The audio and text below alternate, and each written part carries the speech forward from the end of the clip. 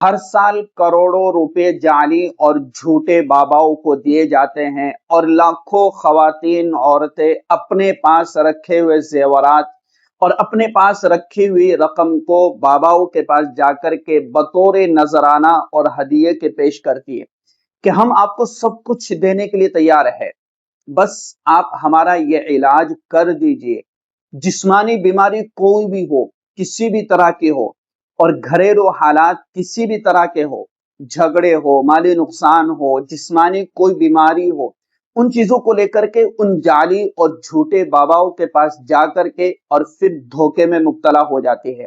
آئیے آج اس حقیقت اور اس کہانی کو سمجھنے کی کوشش کرتے ہیں کہ آخر ہمارے ساتھ اس طرح کا دھوکا کیسے ہوتا ہے، اور کیسے ایک جھوٹا بابا ہم سے کئی روپے لے لیتا ہے اور اس کے بعد بھی ہمارا علاج نہیں ہوتا ہے، اور لاکھوں خواتین اس چیز میں مبتلا ہے۔ اور جو لوگ پڑھے لکھے ہیں اور اچھے گھرانے کے ہیں، وہ لوگ بھی اپنی اچھی خاصی رقم باباؤں کے پاس جا کر کے جمع کر کے آ جاتے ہیں اور ان کا بھی علاج نہیں ہوتا ہے۔ تکلیف اس بات کی ہے کہ ہم پڑھے لکھے، سمجھدار اور ایمان والے ہو کر کے ان لوگوں کے پاس چلے جاتے ہیں جن کے پاس نہ نماز ہے، جن کے پاس نہ طہارت ہے، جن کے پاس نہ نمازوں کے سجدے ہیں، جن کے چہرے پر نہ داڑھی ہے، اور جو ایسی واہیات حرکتوں میں اور ایسی واہیات اور فحش چیزوں میں مبتلا ہوتے ہیں، ان کے پاس ہم اپنی جسمانی روحانی بیماری کا علاج کروانے کے لیے نکل پڑتے ہیں۔ تو ہم سب سے پہلے اپنے ایمان کو داؤ پر لگا رہے ہوتے ہیں، پھر آپ سے نام پوچھا جاتا ہے، آپ کی والدہ کا نام پوچھا جاتا ہے، اور پھر آپ کو وہ چیزیں بتائی جاتی ہے جو شاید آپ یہ سمجھتے ہیں کہ ہاں بابا نے جو ہمیں بتایا وہ ریئل لائف میں ہمارے ساتھ ہو رہا ہے۔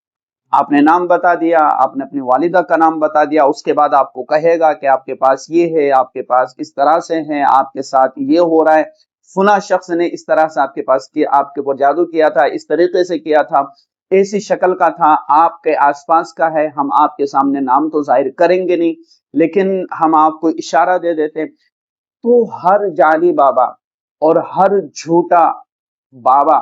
آپ کو دھوکے میں ڈالنے کی کوشش کرے گا، آپ کے نفسیات کو سمجھنے کی کوشش کرے گا۔ جیسے جیسے آپ اپنا نام بتائیں گے، اپنے حالات پر جیسے جیسے وہ کہے گا آپ ہاں کرتے جائیں گے،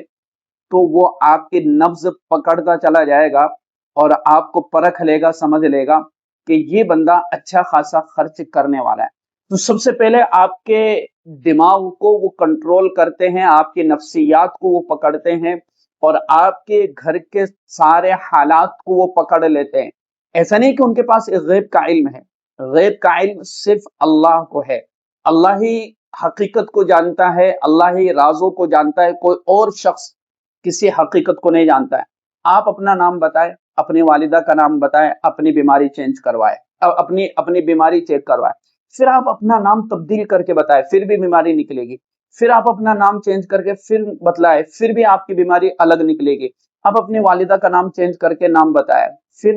بیماری الگ نکلے گی۔ آج سوموار کا دن ہے، منگل کا دن ہے، بدھ کا دن ہے، آج چیک کروائے، 3 دن بعد جب یعنی دن اور تاریخ کو چیک کر کے آپ ان سے چینج کر کے آپ ان سے چیک کروائے تو بیماریاں الگ نکلے گی۔ تو آپ کے ساتھ ایک کھلواڑ ہوتا ہے اور آپ کے ساتھ ایک دھوکا ہوتا ہے، اور آپ کو پھنسایا جاتا ہے کہ اس کو کسی طریقے سے اپنا مریض بنا لیا جائے،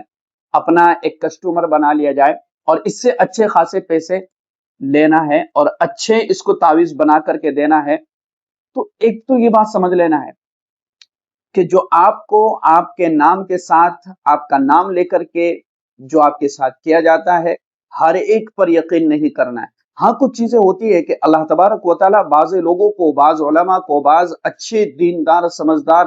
جو متقی اور پرہیزگار ہوتے ہیں ان کو کشف عطا فرما دیتا ہے، تو وہ کشف ہوتا ہے، اور کشف ایک ایسی کیفیت اور ایک ایسی چیز ہے، اللہ تبارک و تعالیٰ وہ چیز اسے ہی عطا فرماتا ہے جو متقی، پرہیزگار، دیندار، ایمان اور شریعت اور اسلام ان ساری چیزوں کا پابند ہو، اسے ہی وہ کشف نصیب ہوتا ہے۔ ہر ایرے غیرے کو کشف نصیب نہیں ہوتا ہے، اور ہر ایرے غیرے کو اللہ تبارک و تعالیٰ کشف عطا نہیں فرماتا ہے۔ تو کشف کو آپ سمجھ لیں، وہ اسے ہی ملے گا جو دیندار ہو، سمجھدار ہو، ایمان والا ہو۔ اسی طریقے سے جادو آپ کے ساتھ جو ہوتا ہے وہ 5 قسم کا ہوتا ہے اور 5 طرح کا جادو ہوتا ہے جو حقیقت ہے، لیکن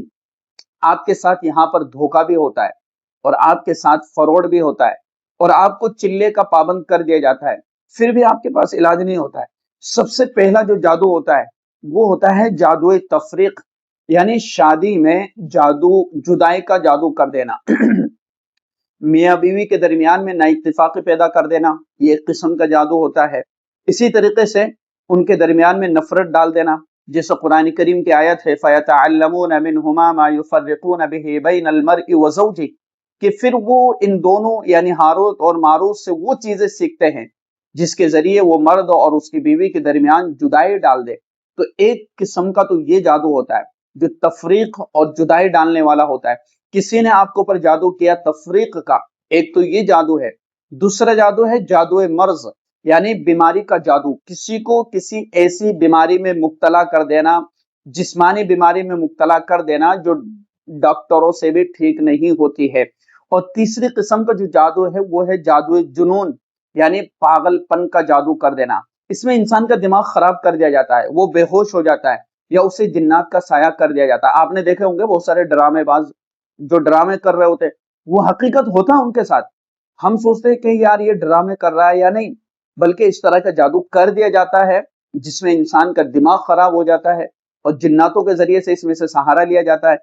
اور پھر اسی طریقے سے چوتھی قسم کا جادو ہے جادو عطف، یعنی محبت کا جادو، ملانے کا جادو۔ اس میں کسی کو کسی سے محبت کروائی جاتی ہے جو خلاف فطرت ہوتی ہے، جو خلاف فطرت ہوتی ہے، یعنی کہ نہ چاہتے ہوئے، اور اللہ تبارک و تعالیٰ کی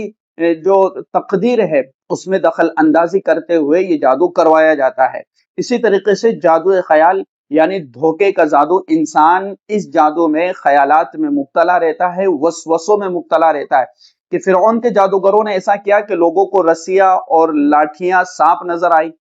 حالانکہ وہ رسیاں لاٹھیاں ہی تھی۔ فَإِذَا حِبَالُهُمْ وَعِصِيُّهُمْ يُخَيَّلُ إِلَيْهِ مِنْ سِحْرِهِمْ أَنَّهَا تَسْعَىٰ، بس اچانک ان کی رسیاں اور لاٹھیاں ان کے جادو کی وجہ سے حضرت موسیٰ علیہ السلام کو دوڑتی ہوئی محسوس ہوئی۔ تو یہ 5 قسم کے جادو انسان پر ہوتے ہیں۔ اب ان 5 قسم کے جادوؤں کی کیفیت اور حالت میں جب ہم کسی بابا کے پاس جاتے ہیں تو وہ سمجھ جاتا ہے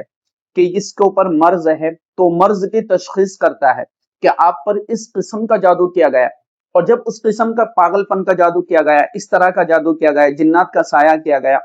تو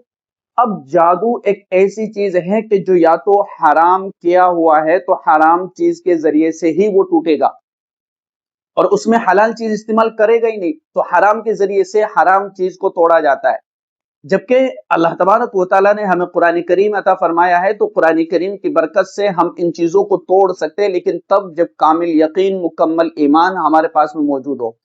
تو ہم ان باباؤں کے پر ایمان یقین رکھ کر کے ہم اپنے پیسہ بھی خرچ کر دیں کہ 5,000 لگیں گے، 10,000 لگیں گے، آپ کے اوپر اتنا سخت جادو کیا گیا، آپ کو زنجیروں میں جکڑا گیا، اور آپ کو ڈیمو کے طور پر آپ کو کچھ چیزیں نکال کر کے دکھائی جاتی ہے، کوئی چیز، کوئی برتن آپ سے منگوایا جاتا ہے، کوئی چیز منگوائی جاتی ہے، 1 کیل 2 کیل، 1 پتھر 2 پتھر، 1 بال 2 بال آپ کے سامنے بطور ڈیمو کے آپ کے سامنے رکھا جاتا ہے کہ یہ دیکھو یہ آپ کے اوپر جادو کیا گیا، تو اس سے کہہ دو کہ پورا ہی نکال دو، آدھا کیوں نکالا ہے؟ وہ پورا نہیں نکالتے، بلکہ وہ خود آپ کے اوپر، آپ کو نظروں سے اچھل کر کے آپ کو ہر کچھ دکھا رہے ہوتے، تو وہ بھی ایک جادو ہی ہوتا ہے کہ آپ کے ساتھ،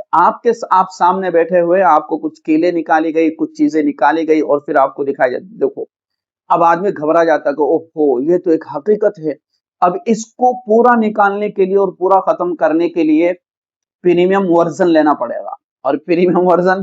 5,000 10,000 15,000 20,000 یہ آپ کا خرچہ نکالا جاتا ہے۔ اور پھر آپ کو 40 دن کا ٹائم دیا جاتا ہے کہ آپ کو یہاں نہیں جانا ہے، وہاں نہیں جانا ہے، اس طرح سے نہیں کرنا ہے، اس طرح سے نہیں کرنا ہے، آپ کو یہ پانی دے رہا ہوں، آپ کو یہ تعویذ دیا جا رہا ہے، آپ کو یہ بوتل دی جا رہی ہے، اس کو اس طرح سے پڑھنا ہے، اس طریقے سے کرنا ہے، یہ ساری فارملٹی آپ کے ساتھ ہوتی ہے۔ اب میں آپ سے یہ کہتا ہوں